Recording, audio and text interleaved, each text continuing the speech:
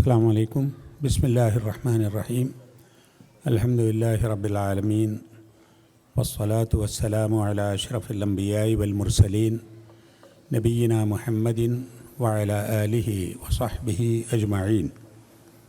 ബഹുമാന്യനായ KNM-ൻ്റെ സംസ്ഥാന പ്രസിഡന്റ് മൗലവി TP അബ്ദുള്ള കോയ മദനി അവറുകളെ, സദസ്സിലും വേദിയിലും സദസ്സിലുമുള്ള പ്രമുഖ വ്യക്തികളെ, ഇസ്ലാഹി പ്രസ്ഥാനത്തെയും അതിൻ്റെ പ്രവർത്തകരെയും സ്നേഹിക്കുന്ന നല്ലവരായ സഹോദരി സഹോദരന്മാരെ, അള്ളാഹു സുബ്ഹാനഹു വ തആല ഈ ഒത്തുകൂടൽ ഒരു സൽക്കർമ്മമായി സ്വീകരിക്കുമാറാകട്ടെ എന്ന് ആദ്യമായി പ്രാർത്ഥിക്കുകയാണ്. ഈ സന്ദർഭത്തിൽ ബഹുമാന്യനായ പ്രസിഡന്റ് പറഞ്ഞ കാര്യങ്ങൾ തന്നെയാണ് എനിക്കും പറയാനുണ്ടായിരുന്നത്. അതുകൊണ്ട് ആ വിഷയങ്ങളൊന്നും ഞാൻ ആവർത്തിക്കുന്നില്ല. മാത്രമല്ല, അതിൻ്റെ ശക്തിയും അതിൻ്റെ വലുപ്പവും അതിലെ വികാരവും അതിലെ പ്രാർത്ഥനയും അതിൻ്റെ പ്രതീക്ഷയും അങ്ങനെ തന്നെ നിലനിൽക്കണം എന്നാണ് ഞാൻ ആഗ്രഹിക്കുന്നത്. എനിക്കാണെങ്കിൽ ഒരു അസുഖം കഴിഞ്ഞ ശേഷം സജീവമായി രംഗത്ത് വരാനായിട്ടുമില്ല, വിശ്രമത്തിൻ്റെ സമയമാണ്. അപ്പോൾ വൈകാരികമായുള്ള കാര്യങ്ങളിൽ ഇടപെടരുത് എന്ന് ഡോക്ടർ പറഞ്ഞിട്ടുണ്ട്. പക്ഷേ ഇതൊന്നും വൈകാരികമല്ല, ഇതൊക്കെ സന്തോഷം നൽകുന്ന കാര്യമാണ്. അതെനിക്ക് അനുകൂലമായി, ഇവിടെ നേരത്തെ ആരോ പറഞ്ഞല്ലോ, പോസിറ്റീവ് എനർജി ആയിട്ടാണ് ഞാൻ കാണുന്നത്. അതുകൊണ്ട് ഈ സെൻറ്ററിൽ നിൽക്കുന്ന സമയത്ത് ഈ സെൻറ്ററിൻ്റെ ഒരു 35 വർഷക്കാലത്തെ പ്രവർത്തനങ്ങളുമായി ബന്ധമുള്ള ഒരാൾ നിലയ്ക്ക് അത് സംബന്ധിച്ച് കുറഞ്ഞ കാര്യങ്ങൾ പറയാനാണ് ഉദ്ദേശിക്കുന്നത്. ഞങ്ങൾക്ക് ഇപ്പോൾ തന്നെ എയർപോർട്ടിലേക്ക് പോവുകയും ചെയ്യണം. എനിക്കധികം നിൽക്കാൻ വയ്യാത്തതുകൊണ്ട് ഇനിയുള്ള കാര്യങ്ങൾ ഞാൻ ഇരുന്നു പറയാം, അതായിരിക്കും നല്ലത് ഇൻഷാ അല്ലാഹ്.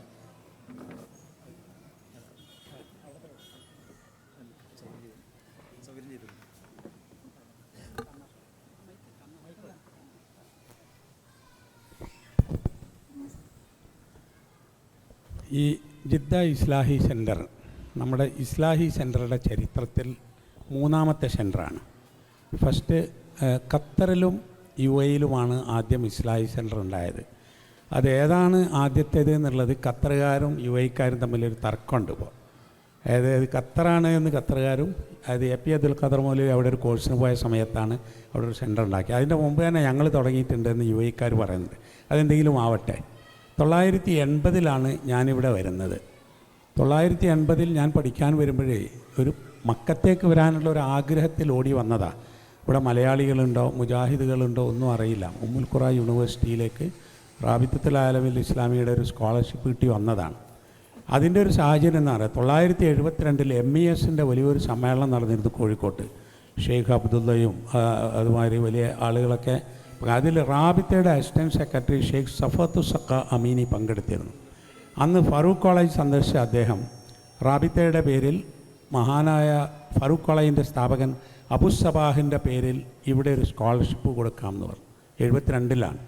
72-ലാണ് ഞാൻ SSLC കഴിഞ്ഞ് അറബിക് കോളേജ് റൗത്തുലും ചേർന്നത്.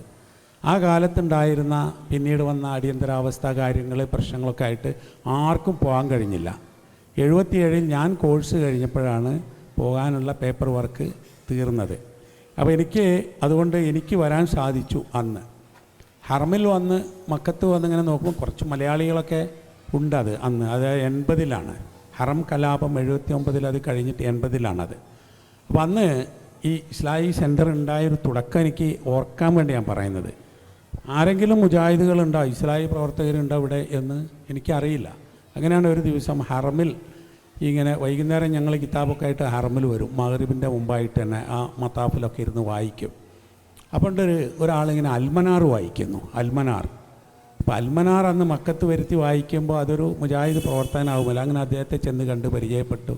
കോട്ടക്കലടുത്ത് ചെറുഷോല എന്ന സ്ഥലത്തുള്ളൊരു KMT തങ്ങൾ ആയിരുന്നു അത്. അദ്ദേഹം ഇപ്പോൾ നാട്ടിലാണ്, അൻസാർ അറബിക് കോളേജിലൊക്കെ പഠിച്ചൊരു വ്യക്തിയാണ്. അങ്ങനെ അദ്ദേഹവുമായുള്ള സൗഹൃദത്തിലാണ് പിന്നെ നമ്മളെ മെല്ലെ വരുന്നത്. അപ്പോൾ ഇവിടെ പുളിക്കൽക്കാർ കുറച്ച് ആളുണ്ട്, തിരൂരങ്ങാടിക്കാർ കുറച്ച് ആളുണ്ട്, വാഴക്കാട്ടുകാർ കുറച്ച് ആളൊക്കെ ഉണ്ട്. ജിദ്ദയിൽ നിന്ന് വന്ന് അന്വേഷിച്ച് വന്നപ്പോൾ അന്ന് അവരുടെ താമസ സ്ഥലത്ത് ഞാൻ ക്ലാസ് നടത്താൻ വന്നു. വ്യാഴാഴ്ച വരുമായിരുന്നു. ഒന്ന് കിലോ ഹംസയിൽ ആ ടൈഡ് ഫാക്ടറിൻ്റെ അപ്പുറത്ത് ഒരു വാഴക്കാട് കുറച്ച് ആൾക്കാർ, വക്കീലക്ക, വീരാശ, അങ്ങനെ കുറച്ച് ആൾക്കാരുണ്ട്. അതൊക്കെ ഓർമ്മയുണ്ട്. അപ്പോൾ അവരാണ് ക്ലാസ് നടത്തിപ്പിച്ചിരുന്നത്. പിന്നെ ഈ മദീന റോഡിൽ ഇങ്ങനെ വന്നിട്ട് അൽജുമൈ കമ്പനിയുടെ ഒരു അക്കോമഡേഷൻ ഉണ്ടായിരുന്നു അവിടെ. ഇവിടെ തിരൂർക്കാട്ട് അബ്ദുള്ളക്കൊക്കെ ഉണ്ടായിരുന്നു, പ്രായമായി ഉണ്ടാവും, ഇബ്രാഹിം കുട്ടിയൊക്കെ അന്നുണ്ടായിരുന്നു. അപ്പോൾ അവിടെ ഒരു ക്ലാസ് നടത്തിയിരുന്നു. പിന്നെ ആ ക്ലാസ്സുകളോടൊപ്പം പിന്നെ ഷറഫിയയിൽ ക്ലാസ് തുടങ്ങി. മുഹമ്മദ് സാഹിബ് ഇവരൊക്കെ അതിന് സജീവമായിട്ടുണ്ടായി. 82 ഇസ്ലാഹി സെൻറ്റർ ഉണ്ടാകുന്നത്. 82 ജിദ്ദ ഇസ്ലാഹി സെൻറ്റർ തുടങ്ങി. പിന്നുണ്ടായത് റിയാദിലാണ്, പിന്നുണ്ടായത് ദമ്മാമിലാണ്. അതിനിടയിൽ 2-3 യാത്ര ഉണ്ടായി. 86 എൻ്റെ കോഴ്സ് കഴിഞ്ഞ് ഞാൻ തിരിച്ചു പോയ ശേഷം ഉസ്മാൻ ഡോക്ടറും ഞാനും കൂടെ ജാമിയ നദവിയുടെ ധനശേഖരണാർത്ഥം ഇവിടെ ഒരു സന്ദർശനം ഉണ്ടായി 30 ദിവസം. അന്ന് എല്ലാ സിറ്റിയിലും ഇങ്ങനെ പോകുമ്പോൾ ഡോക്ടർ അറിയുന്ന ആളുകൾ എല്ലായിടത്തിലും ഉണ്ടാവും. ഡോക്ടർ പേഷ്യൻസ് ആയിട്ട് ആളുകൾ ഈ പെട്രോൾ പമ്പിൽ പോലും ഉണ്ടായിരുന്നു. അങ്ങനെയാണ് പിന്നെ മറ്റുള്ളിടത്തേക്കും കൂടെ ഇസ്ലാഹി സെൻറ്റർ വരുന്നത് എല്ലാ സിറ്റിയിലും. പിന്നെ ഉമർ മൗലവിയും ഞാനും കൂടെ 35 ദിവസം സൗദിയിൽ ഇവിടെ വന്നിരുന്നു. അതും നമ്മുടെ ഒരു സമ്മേളനത്തിന് ഇവിടുത്തെ ആളുകളെ ക്ഷണിക്കാനും മറ്റൊക്കെ ആയിട്ടായിരുന്നു. അതിനു മുമ്പായിട്ട് NK അഹമ്മദ് മൗലവി ഞാനും കൂടി കുറ്റിപ്പുറം സമ്മേളനം 87 സമ്മേളനത്തിലേക്ക് ക്ഷണിക്കാൻ വന്നതാണ്. ഓരോ പ്രാവശ്യവും ഇപ്പോൾ മക്ക ഇമാം 88 MSM സമ്മേളനത്തിന് കോഴിക്കോട്ട് വന്നിരുന്നു. പിന്നെ ഒരു ഇമാം വന്നത് ഈ കഴിഞ്ഞ ഏപ്രിലാണ്. അപ്പോൾ ഇങ്ങനെ ഈ നിരന്തരമായ ബന്ധങ്ങളിൽ നമുക്ക് ധാരാളം പ്രവർത്തകരുണ്ടാവുകയും ആളുകളെ കാണുകയൊക്കെ ചെയ്തിട്ട് ഇസ്ലാഹി സെൻറ്റർ ഇങ്ങനെ വളർന്നു വരുന്നത് ഞാൻ ദൂരെ നിന്ന് ഇങ്ങനെ നോക്കി കാണലായിരുന്നു. നല്ല ആളുകളുണ്ടായി. ഇവിടെ എനിക്കറിയാം മുഹമ്മദ് സാഹിബ് ഉണ്ടായിരുന്നു. അദ്ദേഹത്തിൻ്റെ ഒരു രീതി എന്താണെന്നറിയാം, ഇവൻ അംഗമാവട്ടെ, ഇവൻ പ്രസിഡൻ്റ് ആവട്ടെ എന്ന് പറയാൻ പാടില്ല എന്ന്. അത് ഇപ്പം നാട്ടിൽ പോലും നടപ്പിലാവാത്ത അദ്ദേഹം അത് ദീനിൻ്റെ പ്രവർത്തനമാണിത്.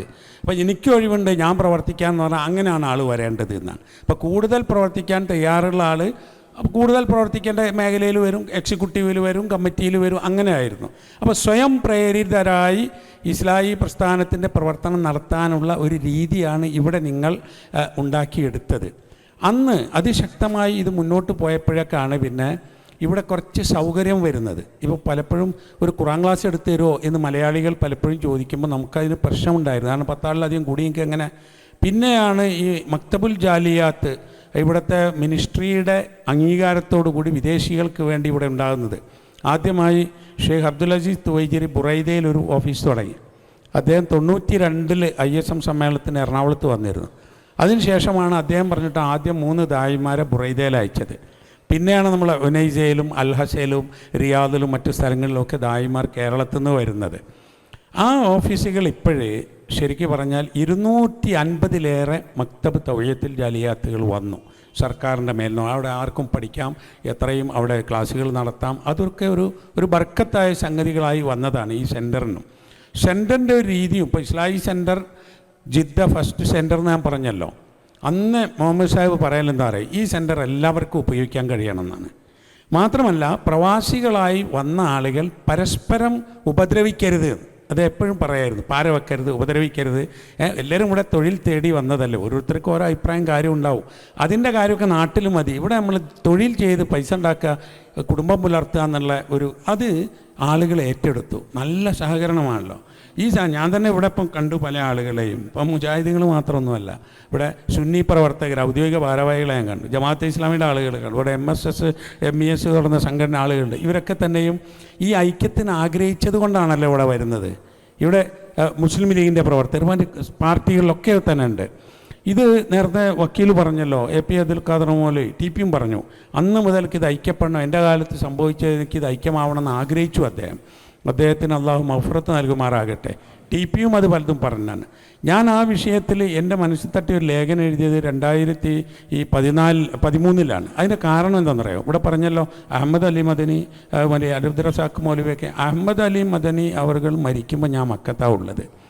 അതിൻ്റെ തൊട്ട് മുമ്പാണ് അബ്ദുറഹ്മാൻ അൻസാരി മരിച്ചെടുത്തൊക്കെ നമ്മൾ ഓടി വരും, മയ്യത്ത് നിസ്കരിക്കും, പോകും. എൻ്റെ മനസ്സിൽ എന്തുകൊണ്ട് മരിക്കുന്നതിന് മുമ്പ് നമുക്ക് ഒന്നായിക്കൂടാ, ഒന്നാവണ്ടേ എന്ന ഒരു വൈകാരികമായി ഞാൻ മക്കയിൽ വെച്ചാണ് എഴുതിയിട്ട് എനിക്കാണെങ്കിൽ ഇന്ന് ഇത്ര തന്നെ ഈ സാങ്കേതിക വിദ്യകൾ ഞാൻ ഉപയോഗിച്ച് തുടങ്ങിയിട്ടില്ലാത്തതുകൊണ്ട് ഞാൻ അവിടുന്ന് ഉണ്ടാക്കിയിട്ട് അത് ബഷീർ വള്ളിക്കുന്നിന് ഇവിടേക്ക് അയച്ചു കൊടുത്തിട്ട് അദ്ദേഹമാണ് ടൈപ്പ് ചെയ്തിട്ട് ചന്ദ്രികയ്ക്ക് അയച്ചു കൊടുത്തത്.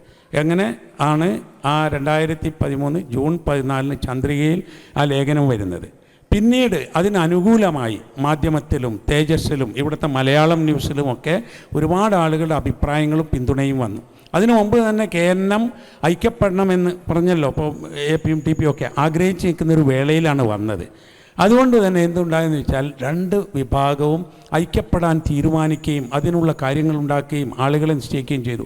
പക്ഷേ അള്ളാഹുവിൻ്റെ ഒരു ഖലാ എത്തിപ്പെട്ടത് ഇപ്പോഴാണ് എന്ന് മാത്രമേ ഉള്ളൂ അതിന്.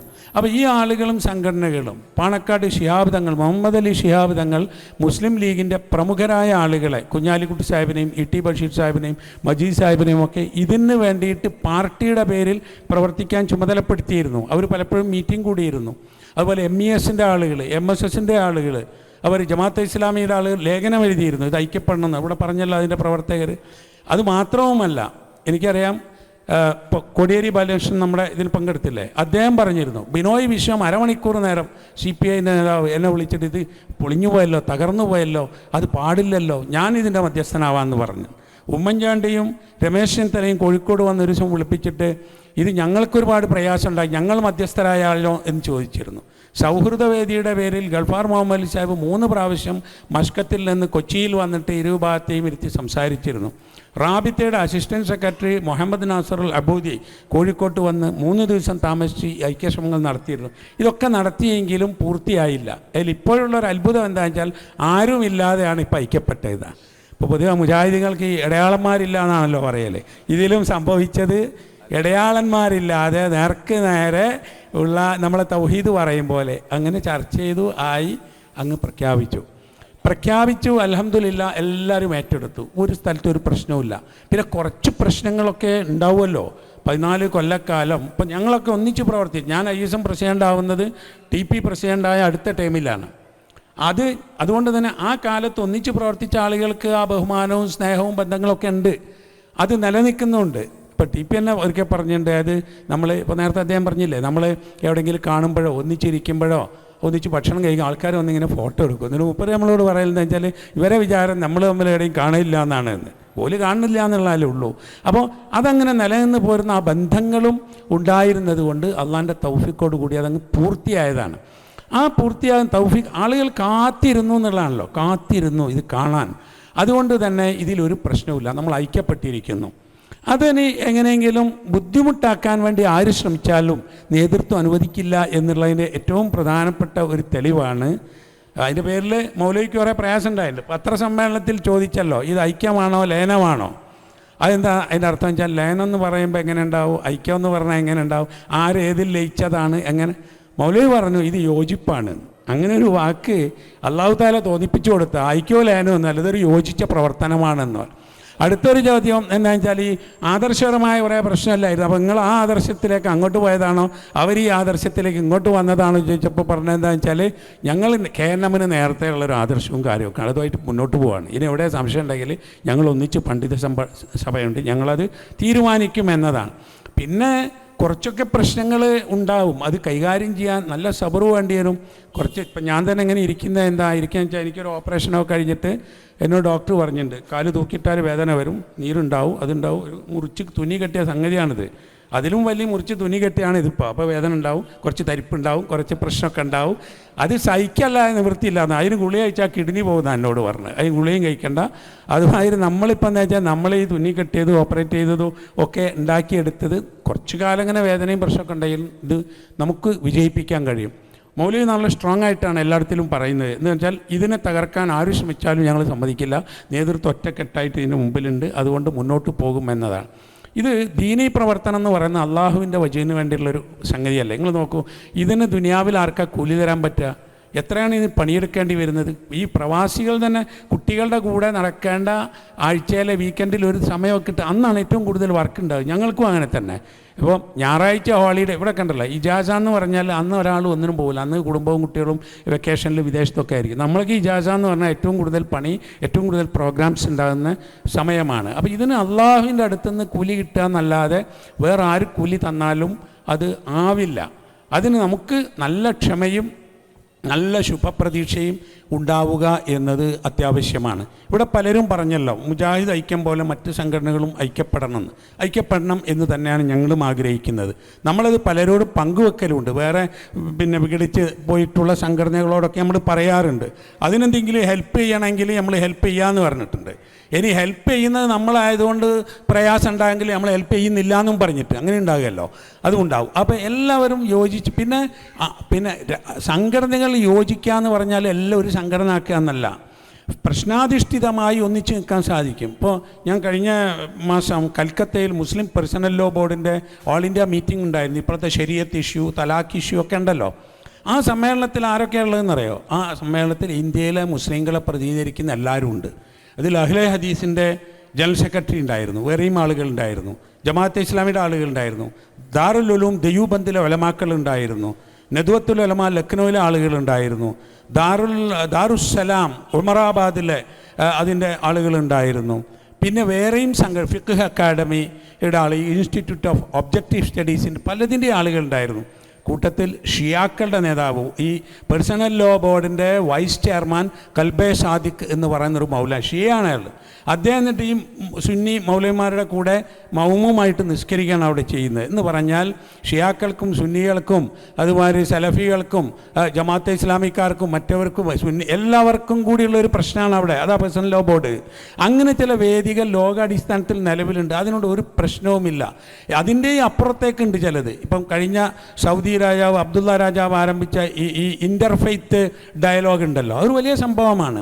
ഇൻ്റർഫെയ്ത്ത് ഡയലോഗ് അദ്ദേഹം സംഘടിപ്പിച്ചത് സ്വന്തം ചെലവിൽ വാഷിങ്ടണിലും അതുമാതിരി തന്നെ വിയന്നയിലും മറ്റ് പല സ്ഥലത്തും മാഡ്രിഡിലും ഒക്കെ തന്നെ സംഘടിപ്പിച്ചത്. അതിൻ്റെ മുമ്പ് അദ്ദേഹം ഉലമാക്കളുടെ സമ്മേളനം വെച്ചു മക്കയിൽ, വലിയ ലോക ഉലമാക്കളുടെ സമ്മേളനം. അന്ന് ഞാനിവിടെ ഉണ്ട്. ആ മീറ്റിങ്ങിൻ്റെ ഒരു ഭാഗം ഞാൻ കേട്ടിരുന്നു. എന്താണെന്നറിയോ?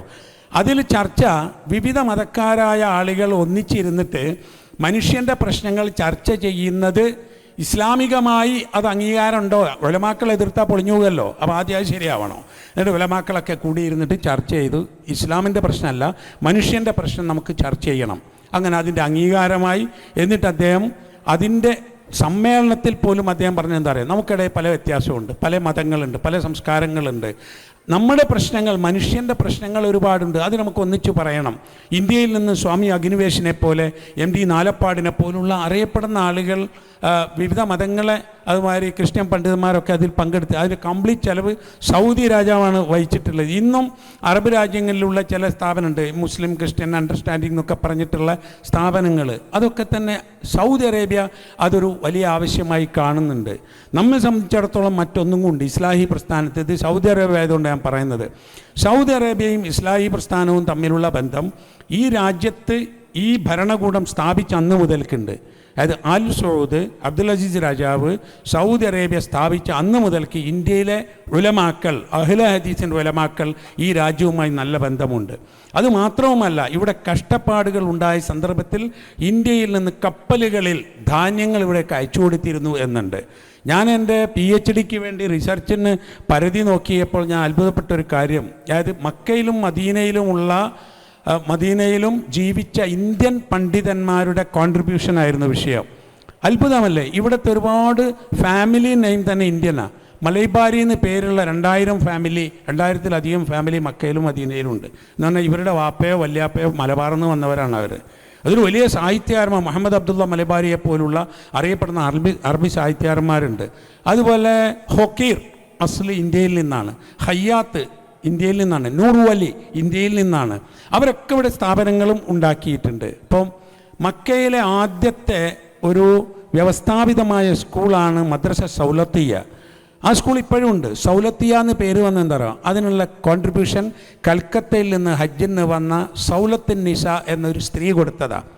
അന്ന് ഇവിടെ ഉണ്ടായിരുന്ന ഇന്ത്യയിലെ വലിയ പണ്ഡിതനായിരുന്ന റഹ്മത്തുള്ള ഹിന്ദി എന്ന പണ്ഡിതനാണ് അത് സ്ഥാപിച്ചത്.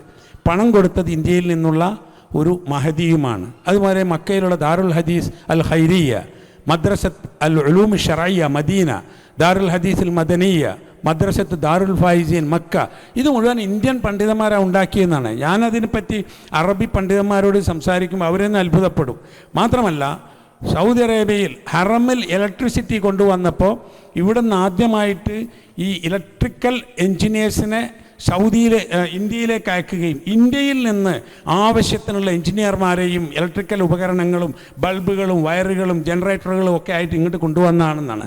എന്ന് പറഞ്ഞാൽ മുറിച്ചു മാറ്റാൻ കഴിയാത്ത ഒരു ബന്ധം ഇന്ത്യയിൽ ഈ ഇസ്ലാഹി പ്രസ്ഥാനത്തിന് ഇവിടെയുള്ള ഭരണകൂടവുമായിട്ടുണ്ട്. അതിൻ്റെ കാരണം ആദർശബന്ധമാണ്. ഞങ്ങൾ ഖുർആനും സുന്നത്തുമാണ് ഈ രാജ്യത്തിൻ്റെ ഭരണഘടനയെന്നും തൗഹീദിൽ അധിഷ്ഠിതമാണ് എന്നുമുള്ള പ്രഖ്യാപനമുണ്ടല്ലോ. മെനിയാന്ന് ഇവിടുത്തെ രാജാവിൻ്റെ പ്രഖ്യാപനമുണ്ട്. ഞങ്ങൾ ഖുർആനിൻ്റെയും ഹദീസിൻ്റെയും അടിസ്ഥാനത്തിലാണെന്നും സലഫു സാലിഹ്യങ്ങളുടെ മാതൃകയിലാണെന്നും പറയുന്നതിൽ നഹ്നു ഫഖൂറൂൻ, നമുക്ക് അഭിമാനമുണ്ട് എന്നാണ് പറഞ്ഞിട്ടുള്ളത്. ഇപ്പോഴും അങ്ങനെ തന്നെയാണ്. നോക്കൂ, ഇന്നിപ്പോൾ ഈ തീവ്രവാദത്തിൻ്റെ പ്രശ്നങ്ങൾ വന്നല്ലോ. അനാവശ്യമായി സലഫി പ്രസ്ഥാനത്തെ അതിലേക്ക് കൂട്ടിക്കെട്ടി യാതൊരു ആവശ്യവുമില്ല. റാഡിക്കൽ സലഫിസം എന്നും അതുമാതിരി പലതും പറഞ്ഞുകൊണ്ട്. പക്ഷേ ഇപ്പോഴും നിങ്ങൾ നോക്കൂ, ഏറ്റവും കൂടുതൽ തീവ്രവാദത്തിനെതിരെ പണിയെടുക്കുന്നത് സൗദി അറേബ്യയാണ്. തീവ്രവാദം ഉണ്ട് എന്ന് പറഞ്ഞാൽ ഇവിടെ അതിന് അവസാനം വരെ, ഇപ്പം മെനിയാന്നും 2 ആളെ വധശിക്ഷയ്ക്ക് വിധിച്ചെന്ന് അവർ തീവ്രവാദ പ്രവർത്തനം നടത്തിയിട്ട്. ഇന്ന് ഹറമിൽ വെച്ചുള്ള ഇന്നത്തെ ജുമാ ഖുതുബയിൽ ഇമാം പറഞ്ഞത് തീവ്രവാദത്തിനെതിരെയാണ്, ഭീകരപ്രവർത്തനത്തിനെതിരാണ്. അവർ ഇസ്ലാമല്ല, അവർ ഇസ്ലാമിനെ പ്രതിനിധീകരിക്കുന്നില്ല എന്നാണ്. സിറിയയിലും ഇറാഖിലും ഈ ദായിഷുമായി IS പ്രശ്നങ്ങളൊക്കെ ഉണ്ടായപ്പോൾ അതിനെതിരിൽ 40ഓളം രാജ്യങ്ങളുടെ ഒരു മുന്നണി ഉണ്ടാക്കി ആ യുദ്ധം ലീഡ് ചെയ്യുന്നത് സൗദി അറേബ്യയാണ്. സൗദിയുടെ ഉലമാക്കൾ മക്കയിലും മദീനയിലും ജുമാ ഖുതുബയിലും അറഫയിലെ പ്രസംഗത്തിലും ഒക്കെ തന്നെ തീവ്രവാദത്തിനെതിരാണ്. എന്നിട്ട് ഇപ്പുറത്ത് എന്നിട്ട് പറയും അത് റാഡിക്കൽ സലഫിസമാണ്, വഹാബിസമാണ് സൗദിയിലെ പ്രശ്നങ്ങൾ. സൗദി എന്നും സമാധാനമാണ്. അത് ഇസ്ലാഹി പ്രസ്ഥാനം ആ സമാധാനത്തിൻ്റെ പാത. നാട്ടിൽ ഉദാഹരണം പറഞ്ഞല്ലോ നേരത്തെ. ഇപ്പം ജാക്കിർ നായിക്കിൻ്റെ പ്രശ്നം പറഞ്ഞു, അക്ബറിൻ്റെ പ്രശ്നം പറഞ്ഞു. ആലോചിച്ചു, അവരാരെങ്കിലും തീവ്രവാദം പറഞ്ഞിട്ടുണ്ട് ഒരു വരിയെങ്കിലും? ഇപ്പോൾ അക്ബർ നമ്മുടെ നാട്ടിൽ MSMൽ പ്രവർത്തിക്കുന്ന കാലം മുതൽക്ക് പ്രവർത്തിക്കുന്നുണ്ട്, പ്രസംഗിക്കുന്നുണ്ട്, എഴുതുന്നുണ്ട്. എവിടെയെങ്കിലും ഒരു വരി തീവ്രവാദത്തിന് വേണ്ടി അദ്ദേഹം എഴുതിയിട്ടുണ്ടോ? ഒരു പ്രസംഗം ചെയ്തിട്ടുണ്ടോ? ഇല്ലല്ലോ. പക്ഷേ ആളുകൾ ഇതെല്ലാം കൂടെ സലഫി പ്രസ്ഥാനത്തിനെ മോശമാക്കുവാൻ വേണ്ടി കണ്ടുപിടിക്കുകയാണ് ഓരോന്ന്. പക്ഷേ ഒരു കാര്യം, ഇത് അള്ളാഹുവിൻ്റെ ദീനാണ്, അള്ളാഹുവിൻ്റെ വജഹിന് വേണ്ടിയുള്ള പ്രവർത്തനമാണ്. ഇത് തൗഹീദിൻ്റെ പ്രചരണമാണ്. ഇത് മതസൗഹാർദ്ദത്തിൽ അധിഷ്ഠിതമാണ്. എല്ലാ മനുഷ്യർക്കും നന്മ ചെയ്യണമെന്ന് ആഗ്രഹിക്കുന്നതാണ്. അതുകൊണ്ട് തന്നെ യുരീദൂന ലിയുത്ഫിഊ നൂറല്ലാഹി ബിഅഫ്വാഹിഹിം വല്ലാഹു മുത്തിമ്മു നൂരിഹി വലൗ കരിഹൽ കാഫിറൂൻ. അള്ളാഹുവിൻ്റെ പ്രകാശത്തെ ഊതിക്കെടുത്താൻ അവരാഗ്രഹിക്കുന്നു. പക്ഷേ അള്ളാഹുവിൻ്റെ പ്രകാശത്തെ പൂർത്തിയാക്കും. സത്യനിഷേധികളായ ആളുകൾ അവർക്കത് വെറുപ്പായാൽ പോലും. ഈ സന്ദർഭത്തിൽ എനിക്ക് കാര്യമായൊന്നും പറയാനില്ല. ആകെ എൻ്റെ പ്രാർത്ഥനയും എൻ്റെ ആഗ്രഹവും ഇസ്ലാഹി പ്രസ്ഥാനം ഒന്നിക്കുക എന്നതാണ് നമ്മുടെ ഇപ്പോഴത്തെ ലക്ഷ്യം. അതിൽ എന്ത് സഹായം ചെയ്യാൻ കഴിയുമോ അത് ചെയ്തു കൊടുക്കുക. ഇനി ആർക്കെങ്കിലും ഇസ്ലാഹി പ്രസ്ഥാനം ഒന്നിച്ച് ശരിയായില്ല എന്ന് തോന്നുന്നുണ്ടെങ്കിൽ അവരുടെ അഭിപ്രായമായിട്ട് അവർ മാറി നോട്ടെ, അതിന് കുഴപ്പമില്ല. കാരണം അഭിപ്രായ സ്വാതന്ത്ര്യമുള്ള ഒരു ലോകത്താണ് നമ്മൾ ജീവിക്കുന്നത്. പ്രസ്ഥാനമില്ല, മൗലവി പറഞ്ഞാൽ ഇതാണ് മുജാഹിദ് പ്രസ്ഥാനം. അതിൻ്റെ കൂടെ നിൽക്കുകയും ഇത് വളർത്തുകയും ചെയ്യാൻ നമ്മൾ ചിലപ്പോൾ വ്യക്തിപരമായി പല പ്രശ്നം ഉണ്ടാവും. പ്രശ്നങ്ങൾ, ഞാൻ പ്രസിഡൻ്റായിരുന്നു, ഇപ്പോൾ പ്രസിഡൻ്റ് അല്ലാതായി, അങ്ങനെ പ്രസിഡൻ്റാണോ നോക്കിയിട്ട് ആഖിറത്തിൽ എന്തെങ്കിലും കാര്യം ഉണ്ടാകുമോ? കേന്ദ്രം പ്രസിഡന്റ് സ്വർഗം കൊടുക്കാൻ നേട്ടോ ഖുർആനിലോ ഹദീസിലുണ്ടോ? അല്ല മുജാഹിദ് പ്രസ്ഥാനത്തിൽ മെമ്പർഷിപ്പ് എടുത്തവർക്കൊക്കെ ഹിസാബില്ലാതെ സ്വർഗത്തിൽ പോകാമെന്ന് നബി സല്ലല്ലാഹു അലൈഹി വസല്ലം പറഞ്ഞിട്ടുണ്ടോ? അല്ലെങ്കിലോ ഇതിലൊന്നും മെമ്പർഷിപ്പ് ഇല്ലാത്ത ഒരു നല്ല മനുഷ്യൻ ഇസ്ലാം അനുസരിച്ച് ജീവിച്ചാൽ നരകത്തിൽ പോകുന്ന ആരോ പറഞ്ഞിട്ടുണ്ടോ? ഇസ്ലാമിക സംഘടന എന്ന് പറഞ്ഞാൽ അതൊരു ജാതീയ പ്രസ്ഥാനമല്ല, ജാതിയല്ല അത്. അതിൻ്റെ അടിസ്ഥാനത്തിൽ സ്വർഗവും നരകവുമല്ല. നേരത്തെ ഞാൻ പറഞ്ഞില്ലേ, അതായത് ആരാണ് ഇതിൻ്റെ ദാവത്തിന് തയ്യാറുള്ളവർ, ആർക്കാണ് അതിന് ഒഴിവുള്ളവർ, ആരാണിത് കൂടുതൽ പ്രവർത്തിക്കുക, അവർ മെമ്പർമാരാവുന്നു. ഒരിക്കൽ AP അബ്ദുൽ ഖാദർ മൗലവിയോട് പത്രസമ്മേളനത്തിൽ പത്രക്കാരൻ ചോദിച്ചു, നമ്മുടെ ഒരു സംസ്ഥാന സമ്മേളനത്തിൻ്റെ വാർത്താ സമ്മേളനത്തിൽ, കേരളത്തിൽ എത്ര മുജാഹിദുകളുണ്ട് എന്ന് ചോദിച്ചു. എത്ര മുജാഹിദുകളുണ്ട്? ഇപ്പോൾ നമ്മളോട് ചോദിച്ചാലും അന്ന് മൗലവി പറഞ്ഞ ഉത്തരേ പറയാനുള്ളൂ. മൗലവി പറഞ്ഞാൽ അങ്ങനെ പറയാൻ കഴിയില്ല.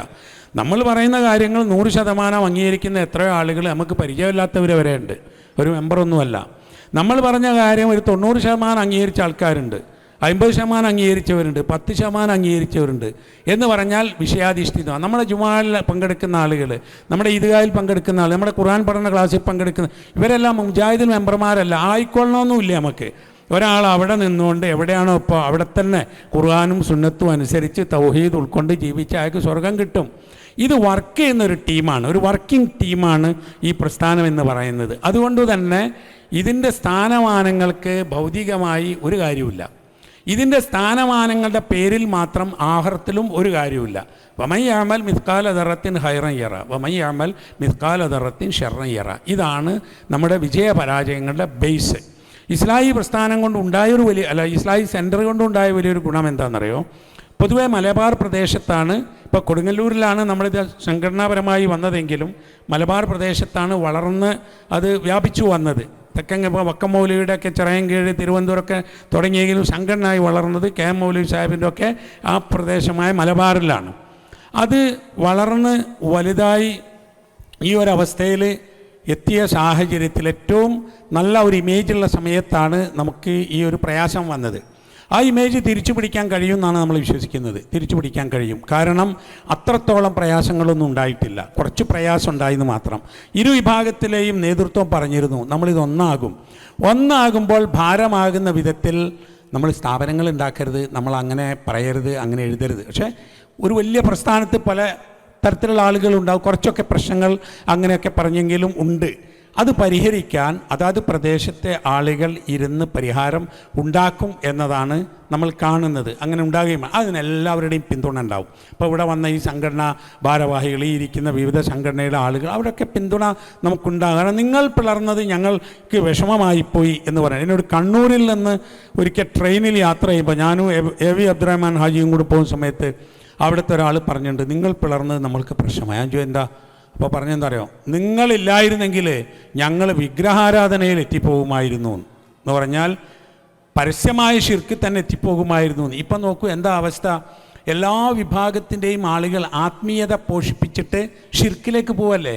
ആത്മീയതയുടെ പേരിലുള്ള ചൂഷണങ്ങൾ, അതുമാതിരി ആൾ ദൈവങ്ങൾ, ധ്യാന കേന്ദ്രങ്ങൾ, അതൊക്കെ എന്തിനെ സൂചിപ്പിക്കുന്നു എന്നറിയോ? വിദ്യാഭ്യാസവും വിവരവും ശാസ്ത്രബോധമൊക്കെ വളർന്നു വന്നാലും അടിസ്ഥാനപരമായി ഖുർആൻ്റെ അടിസ്ഥാനത്തിൽ കാര്യം മനസ്സിലാക്കുന്നില്ലെങ്കിൽ അങ്ങനെ തന്നെയാണ് ഉണ്ടാകുക അല്ലേ? വലംപിരി ശംഖ് കൊണ്ടുള്ള നേട്ടങ്ങളെക്കുറിച്ചൊക്കെ ടി വിയിൽ ഇങ്ങനെ കാണുമ്പോൾ ഒരുത്തന് തോന്നി. അതുമാത്രമല്ലല്ലോ, നമുക്കും ഉണ്ടല്ലോ. അങ്ങനെയാണ് അള്ളാഹ് ബർക്കത്ത് എന്ന് പറഞ്ഞിട്ടൊരു സാധനം, ഒരു ലോക്കറ്റ് ഇറക്കി. എന്നിട്ട് അതിൻ്റെ ഫضലുകൾ ഇങ്ങനെ പറയാണ്. അപ്പം കുറേ ആളുകൾ വാങ്ങുന്നുണ്ടാവും. അരമണിക്കൂർ നേരമൊക്കെ ടി വി ചാനൽ, നമ്മളിപ്പോൾ ഒരു 10 മിനിറ്റ് ഒരു പ്രസംഗം ചെയ്യാൻ ചോദിച്ചു പോകുമ്പോൾ 1 ലക്ഷം റുപ്യാണെന്നൊക്കെ പറഞ്ഞ് നമുക്ക് ചെയ്യാൻ കഴിയില്ല. ഇത് അരമണിക്കൂർ നേരമൊക്കെയാണ്. ഓരോ കുബേർ കുഞ്ച് എന്ന് പറഞ്ഞ വേറൊരു സാധനം, അത് വീട്ടിൽ കൊണ്ടുവച്ചാൽ അവിടെ അനുഗ്രഹം ഉണ്ടാവും, അത് കഴുത്തിൽ കിട്ടിയാൽ ആരോഗ്യം ഉണ്ടാവും, അങ്ങനെയൊക്കെ. എന്നാലോ അതിൻ്റെ വില പിന്നെ പറയുക, അതിന് യഥാർത്ഥ വില 5000 റുപ്യാണ്. ഇപ്പോൾ 1500 റുപ്യ കിട്ടുമെന്നാണ്. എന്നാൽ അയാൾക്ക് അത് അവിടെ വീട്ടിൽ വെച്ചാൽ പോരാ, അവിടെ പൈസ ഉണ്ടാവില്ല, ഇത് ഫ്രീ സർവീസ് ആയിക്കൂടെ. അങ്ങനെ ആലോചിക്കാൻ നമുക്ക് യാതൊരു ബുദ്ധിയും ഇല്ലാത്ത കാലത്തോളം ഈ അന്ധവിശ്വാസങ്ങളൊക്കെ അങ്ങനെ വളരും. പണ്ട് പറഞ്ഞു കേട്ടിട്ടുണ്ട്, ഇത്തരം കേന്ദ്രങ്ങളിൽ പോയിട്ട് നേർച്ച കൊടുത്ത പൈസയാണ് അവരാവശ്യത്തിന് ഉപയോഗിക്കുന്നതെന്ന്. ഇപ്പോൾ രോഗം പിടിച്ച ആൾക്കാർ ഇങ്ങനെ കേന്ദ്രങ്ങളിലേക്ക് പോകും. ആ പൈസ എടുത്തിട്ടാണ് അത്ര അവരെ മക്കൾക്ക് രോഗം ഉണ്ടായി നല്ല ആശുപത്രിയിൽ കൊണ്ടുവന്നത്. മനസ്സിലായി? അത് ചിന്തിക്കാൻ നമുക്ക് കഴിയാത്ത കാലത്തോളം അന്ധവിശ്വാസങ്ങൾ അങ്ങനെ വളർന്നുകൊണ്ടേയിരിക്കും. അപ്പോൾ അന്ധവിശ്വാസങ്ങളെ ഇല്ലാതെയാക്കുവാൻ ഖുർആനിൻ്റേതായ ഒരു മുന്നേറ്റം വേണം. അലൈസല്ലാഹു ബികാഫിൻ അബ്ദ, അലൈസല്ലാഹു ബികാഫിൻ അബ്ദ എന്ന ആയത്തിൻ്റെ മറുപടി എന്താണെന്നറിയാം? അത് യെസ് ഓർ നോ ക്വസ്റ്റ്യൻ അല്ല. അള്ളാഹ് പോരെ അവൻ്റെ അടിമക്ക് എന്ന് പറഞ്ഞാൽ മതി പോരാ, അങ്ങനെ ഒരു തർക്കമല്ല. അള്ളാഹ് മതി എന്നാണ് അതിൻ്റെ മറുപടി. അങ്ങനെ വിശ്വസിച്ച ഒരു മനുഷ്യന് പ്രയാസമുണ്ടായാലും കഷ്ടപ്പാടുണ്ടായാലും ബുദ്ധിമുട്ടുണ്ടായാലും ഒക്കെ ഹസ്ബുനല്ലാഹ് വ നിഅമൽ വക്കീൽ എന്ന് പറഞ്ഞു നിൽക്കാൻ സാധിക്കും. ഏതായാലും ഈ ഒരു സന്തോഷവേളയിൽ പ്രത്യേകിച്ച് എന്താണെന്നറിയോ, നമ്മൾ കോഴിക്കോട്ടെ മഹാസമ്മേളനം കഴിഞ്ഞിട്ടൊരു വിദേശ രാജ്യത്ത് പ്രസിഡൻറ്റിൻ്റെ കൂടെ ഇതിൽ പങ്കെടുക്കാൻ കഴിഞ്ഞതിൽ വലിയ സന്തോഷമുണ്ട്. അതും ഈ രാജ്യത്തിൻ്റെ ഭരണാധികാരിയുടെ ഒരു ക്ഷണപ്രകാരം. ഇന്ത്യയിൽ നിന്ന് ഞങ്ങൾ 19 ആളുകളാണ് വന്നത്. അതായത് അലിഗഡ് യൂണിവേഴ്സിറ്റിയിൽ, ജാമിയ മില്ലിയയിൽ, ദാറുൽ ഉലൂം നദ്വത്തുൽ ഉലമയിൽ, ലക്നോ, അതുമാതിരി ദേവബന്ദ്, പിന്നെ മഹാരാഷ്ട്രയിലെ ജാമിയ ഇഷാഅത്തുൽ ഉലൂം, ബീഹാറിലെ ജാമിയത്ത് തൗഹീദ്, ഇങ്ങനെ ഒരുപാട് സ്ഥാപനങ്ങൾ, അതുമാതിരി തന്നെ അവിടുത്തെ പണ്ഡിതന്മാർ, എഴുത്തുകാർ, സാമൂഹ്യ പ്രവർത്തകർ, വ്യവസായികൾ ഒക്കെ ഉൾക്കൊള്ളുന്ന ഒരു ടീമിലാണ് ഞങ്ങൾ വന്നത്. ഇവരാകട്ടെ എല്ലാവരും പരസ്പരം അത്തരത്തിലൊരു പരിചയവും കാര്യങ്ങളും ഉണ്ടായി. 14 രാഷ്ട്രങ്ങളിൽ നിന്ന് 150 ഗസ്റ്റുകൾ ഈ ടീമിൽ ഞങ്ങളുടെ കൂടെ ഉണ്ടായിരുന്നു. എല്ലാ സൗകര്യങ്ങളായി. ഞങ്ങൾക്കോ നിങ്ങൾക്കോ ഒരു ചിലവില്ലാതെ ഇങ്ങനെ ഞങ്ങൾ രണ്ടാളും പിന്നെ ഹനീഫ വക്കീൽ ഞങ്ങൾ 3 ആളും കൂടെ വന്നു എന്നുള്ള ഞാനൊരു സൗകര്യമാണ്. ആ ടിക്കറ്റിൻ്റെ പൈസ നിങ്ങൾ കൊടുക്കണ്ടല്ലോ, ഞങ്ങളും കൊടുക്കണ്ട. അൽഹംദുലില്ലാ. അതിന് ഖാദിമുൽ ഹറമൈൻ ഷെരീഫൈൻ Salman bin Abdul Aziz Al Saud അവർക്ക് നമ്മുടെ പ്രത്യേകമായ ഒരു നന്ദി പ്രകാശിപ്പിച്ചുകൊണ്ട് ഇതിങ്ങനെ സംഘടിപ്പിച്ചതിന്, ഇതിന് പിന്തുണ പ്രഖ്യാപിച്ചതിന് എല്ലാവർക്കും പ്രത്യേകമായി നന്ദി പ്രകാശിപ്പിച്ചുകൊണ്ട് നിർത്തുന്നു. ഇൻഷാ അല്ലാഹ്. ഇപ്പോൾ ഇവിടെ തന്നെ സൗദിയിൽ നിന്ന് പലയിടത്തുനിന്നും ക്ഷണം വന്നുകൊണ്ടിരിക്കുന്നുണ്ട്. റിയാദിലും മറ്റും വീണ്ടും ഒന്ന് വരണം എന്നിട്ട്. നാട്ടിൽ ഏറ്റവും തിരക്കുള്ളൊരു സമയത്താണ് ഞങ്ങളിപ്പോൾ ഈ 10 ദിവസം കൊണ്ട് പോകുന്നത്. ഏറ്റവും തിരക്കുള്ള സമയം. എന്നെക്കാൾ മൗലവിക്കാണ് ഏറ്റവും തിരക്ക്. ഞാൻ ഏതാണ്ട് ഇതൊരു രക്ഷപ്പെട്ട രൂപത്തിലാണ് ഇപ്പോൾ ഉള്ളത്. അതായത് ഇങ്ങനെ എല്ലാം കൂടി കുടിപ്പോയൊരു സാഹചര്യത്തിലായിരുന്നല്ലോ. പക്ഷേ മൗലവിയെ സംബന്ധിച്ചിടത്തോളം പ്രസിഡന്റ് എന്ന നിലയ്ക്ക് എന്തെല്ലാം പ്രശ്നങ്ങളുണ്ടാവും. ആ സമയത്താണ് ഞങ്ങൾ ഇങ്ങോട്ട് വന്നിട്ടുള്ളത്. അപ്പോൾ അതുകൊണ്ട് ഇതിന് പ്രത്യേകമായൊരു നന്ദി കൂടി പ്രകാശിപ്പിക്കുന്നു. അള്ളാഹു നമ്മെ എല്ലാവരെയും അനുഗ്രഹിക്കുമാറാകട്ടെ എന്ന് പ്രാർത്ഥിക്കുന്നു. വസല്ലല്ലാഹു അലാ നബിയിന മുഹമ്മദ് വഅലാ ആലിഹി വസഹ്ബിഹി വസല്ലം. അസ്സലാമു അലൈക്കും. شكرا يا ربي شكرا هديت قلبي شكرا نورت دربي شكرا شكرا يا رب شكرا يا ربي شكرا هديت قلبي شكرا نورت دربي شكرا شكرا يا رب شكرا يا رب